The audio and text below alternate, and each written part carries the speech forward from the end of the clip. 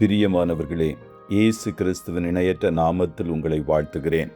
இந்த மன்னா டுடே என்ற டெய்லி பாட்காஸ்டை கேட்கிற உங்கள் ஒவ்வொருவரையும் கர்த்தர் ஆசீர்வதிப்பாராக. மத்தேயு 12வது அதிகாரம் 30வது வசனம் இப்படியாய் கூறுகிறது: என்னோடே இராதவன் எனக்கு விரோதியாயிருக்கிறான், என்னோடே சேர்க்காதவன் சிதறடிக்கிறான் என்பதாக.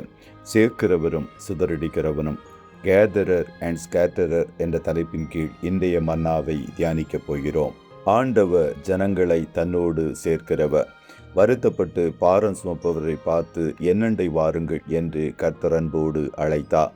ஜனங்கள் மெய்ப்பனில்லாத ஆடுகளைப் போல தொய்ந்து போனவர்களும் சிதறப்பட்டவர்களுமாய் இருந்தபடியால் அவர்கள் மேல் மனதுருகினார் என்று வேதம் கூறுகிறது. பரலோக ராஜ்யத்தை பற்றிய ஓமையில் கூட பரலோக ராஜ்யம் கடலிலே போடப்பட்டு சகல விதமான மீன்களையும் சேர்த்து வாரிக்கொள்ளும் வலைக்கு ஒப்பாயிருக்கிறது என்று கூறி எல்லோரையும் தன்னோடு சேர்க்க விரும்புகிறவர் என்பதை வெளிப்படுத்தினார்.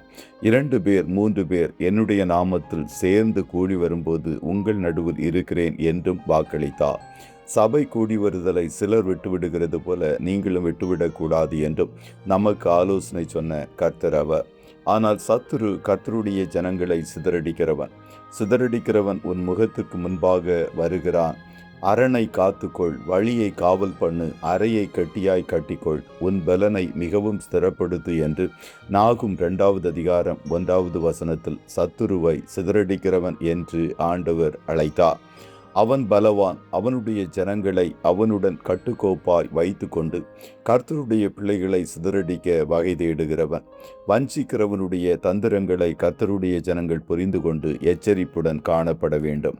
நாம் ஆண்டவரோடும் அவருடைய பிள்ளைகளோடும் ஒரு மனதோடு காணப்படவில்லை என்றால் மனுக்குலத்தின் விரோதியாகிய சிதறடிக்கிறவனாகிய சாத்தானோடும் அவன் கூட்டத்தோடும் தான் காணப்பட முடியும். நடுநிலையில் யாரும் காணப்பட முடியாது. ஆகையால் தான் ஆண்டவர் லவோதிக்கேயா சபையின் ஜனங்களுக்கு செய்தியை அனுப்பின வேளையில், நீ அனலாயிருந்தால் அனலாயிரு, குளிராயிருந்தால் குளிராயிருந்து விடு, அனலும் இல்லாமல் குளிரும் இல்லாமல் வெதுவெதுப்பாயிருந்தால் என் வாய் நின்று வாந்தி பண்ணி போடுவேன் என்று எச்சரித்தார். 2 எஜமான்களுக்கு நாம் ஊழியம் செய்ய ஒருபோதும் முடியாது. ஒருவனை பகைத்து மற்றவனை சிநேகிப்போம், அல்லது ஒருவனை பற்றி கொண்டு மற்றவனை அசட்டை பண்ணுவோம். தேவனுக்கும் உலக பொருளுக்கும் ஊழியம் செய்ய உங்களால் கூடாது. ஆகையால் இரு நினைவுகளோடு காணப்படாதபடிக்கு எச்சரிக்கையாயிருங்கள். கர்த்தரோடு நாம் காணப்படவில்லை என்றால் சத்துருவோடு காணப்படுவதன் நிமித்தம் கர்த்தருடைய விரோதிகள் ஆகிவிடுவோம். கர்த்தருடைய பிள்ளைகளை எப்பொழுதும் ஆண்டவரோடு ஐக்கியமாய் சேர்ந்து காணப்படுங்கள். அவருடைய சமூகத்தை விட்டு பிரிந்து விடாதிருங்கள். இளைய குமாரனைப் போல தகப்பனுடைய அன்பை விட்டு தூரம் போய் விடாதிருங்கள். சபை ஐக்கியங்களில் ஒரு மனதோடு காணப்படுங்கள். அவருடைய மந்தையில் அநேகரை சேர்க்கிறவர்களாய் காணப்படுங்கள். எந்த சூழ்நிலைகளிலும் மந்தையை சிதறடிக்கிறவர்களாக காணப்படாதிருங்கள். கடைசி நாட்களில் கர்த்தருடைய ஜனங்களாகிய நமக்குள்ளாய் காணப்படுகிற ஐக்கியம்தான் நம்முடைய வெற்றியாய் காணப்படுகிறது. சகோதரர்கள் ஒருமித்து வாசம் பண்ணும்போது கர்த்தர் என்றென்றைக்கும் நிலை நிற்கிற ஆசீர்வாதங்களை உங்களுக்கு தந்து உயர்த்தி ஆசீர்வதிப்பார். கர்த்ததாமே உங்கள் ஒவ்வொருவரையும் ஆசீர்வதிப்பாராக. ஜெபம் செய்வோமா? நல்ல தகப்பனே, உம்மை நன்றியோடு துதிக்கிறோம். இந்த மன்னா டுடே என்ற டெய்லி பாட்காஸ்டை கேட்கிற உம்முடைய பிள்ளைகள் ஒவ்வொருவரையும் கர்த்தர் நீர் ஆசீர்வதிப்பீராக.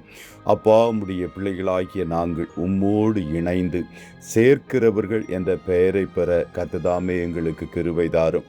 தொழுவத்தில் இல்லாத அநேக ஆடுகள் வெளியே காணப்படுகிறார்களே, அவர்களை உம்மண்டை சேர்க்கிறவர்களாய் நாங்கள் காணட்டும். சகோதர ஐக்கியத்தில் ஒருவருக்கொருவர் நாங்கள் இன்னும் வளருவதற்கு கிருபை மேல் கிருபையை கர்த்தர் நீர் பொழிந்தருளுவீராக.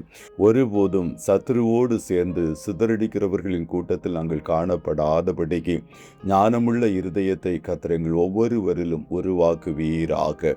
இன்றைய தினம் உம்முடைய பிள்ளைகள் கையிடுகிற வேலைகளை ஆசீர்வதியும் போக்கிலும் வரத்திலும் உடனரும் கண்ணன் மணி போல காத்தருளுவீராக.